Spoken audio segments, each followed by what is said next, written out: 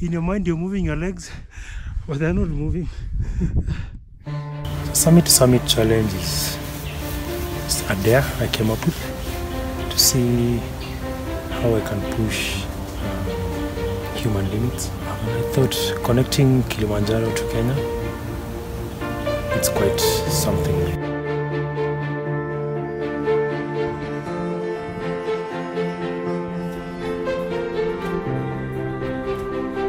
Oh, your knees? They're gone. Victor killed them.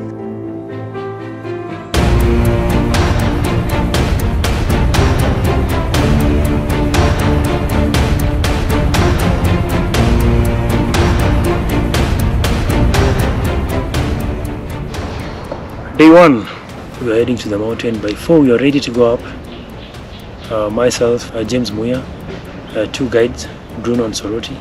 Strangely, that day I was full of energy.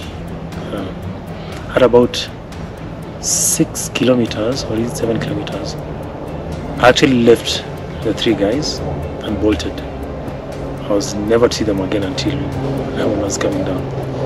So pushing up, I was moving quite fast. I was actually checking the stats, and it was a decent climb. At 12:30, I was at Barafu camp.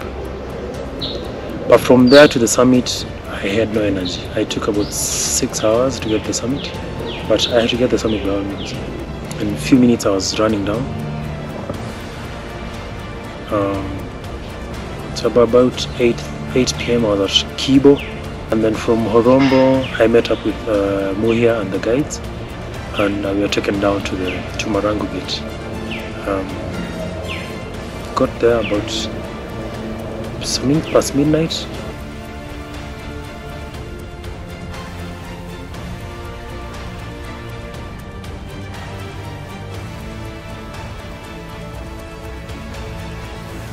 Day 2 is a day I really feared the most, because I didn't know how my legs would feel after. Usually when I climb Kili, the next 3-4 days you don't even want to move your leg, you just want to relax. And now here it is that after climbing up and down, climbing up and down, you have about 75 kilometers to come. Then big mistake. Let's start to the day 2. For those who've done ultras, you know that starting such late hours means trouble. So coming up from Marangu, that section is all tarmac. It meanders. So it's up and down, quite draining. Then after Mweka, there's actually no pedestrian path, so you have to scramble for the road with lorries and motorbikes and all those. So it's quite uncomfortable. And I headed straight to the border, Tarakea. Headed to Loitoktok. So I was getting to Loitoktok about 6:30 in the evening. I saw a sign on the road that Emali is 101 kilometers. So I was going to run 101 kilometers the following day. Despite chafing a lot, I was bleeding and still moving, and my left knee was gone. Yeah, so I just gathered my energies and managed to run all the way to Kimana.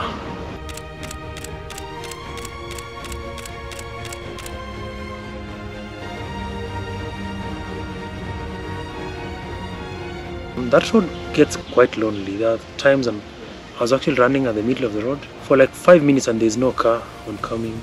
The worst thing happened after Savannah Cement. I could barely move. I was in so much pain because of my bruises. At some point I could move like 17 kilometers to Emali.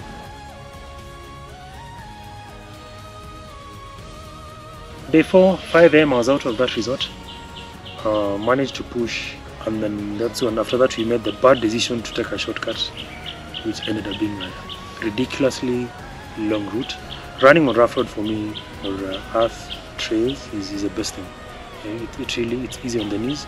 The heat in Ukambani is just nasty. We persevered through. So I remember getting to the highway. That time I had about 7 kilometers to go to get to 82, and I knew for sure the next stretch is tarmac and uphill, and knowing that I only had 7. So after 7 I bowed out.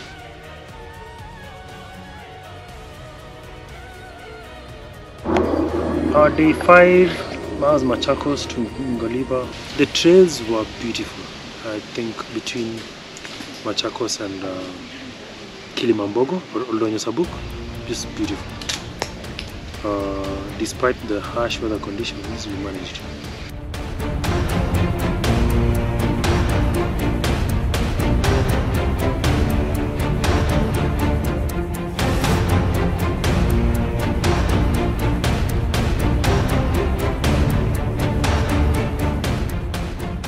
Before Sagana, we've actually met up with James. James Muya was supposed to join us for days 7 and 8.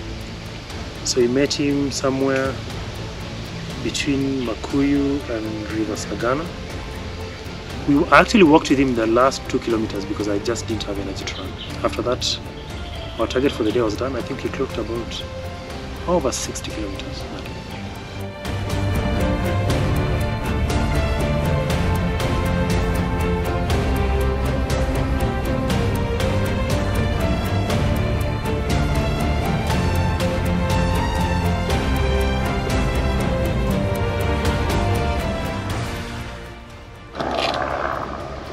Day 7, I was in high spirits, like the journey was coming to an end. So we started early, 16 kilometers away from Sagana town, so actually behind schedule. And then we had to get ourselves all the way to Naramoa. Well, I don't know, came up with this brilliant idea that we follow the railway, which turned out well because it's actually scenic if you run along the railway line from Sagana all the way to Karatina town, because it meanders and you actually don't feel the elevation. It's easy, but it's circuitous, so it's actually longer. But we didn't mind. It was easy on the body. About midday, we were at Karatina. But again, you see, when these those moments that you're running to the summit, and by evening you could actually see this. The sky was clear, and you can actually see the summit. You can see the top of Mount Kenya. It just gives you a new energy, knowing that that's where I'm heading to, and I can actually see it. And like, you know, those days that you're between two mountains, you're actually like, which one is easier, going back or going forward? But this one, you could see the mountain. It was such a calming thing. There's some adrenaline starting to gush in.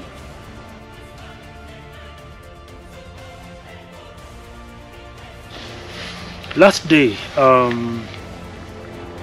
there was just a good feeling that this is coming to an end.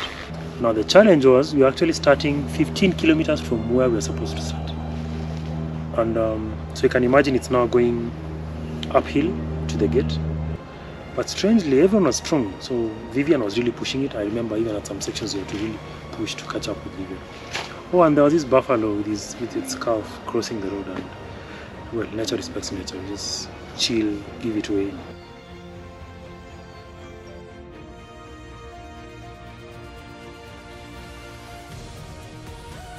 So at the gate, I think that's the moment I knew this is it. We are going for it.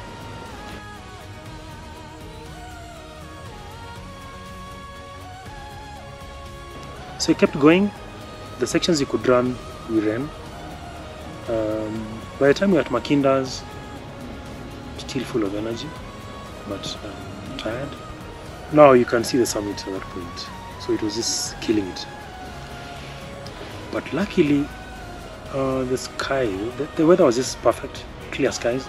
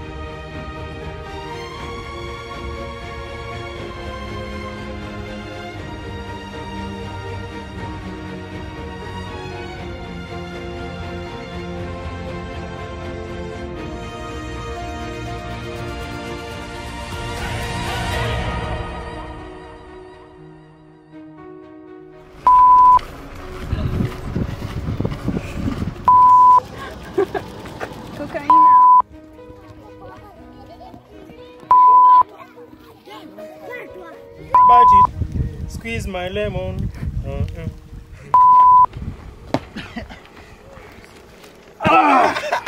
Hapo ni nusu bana.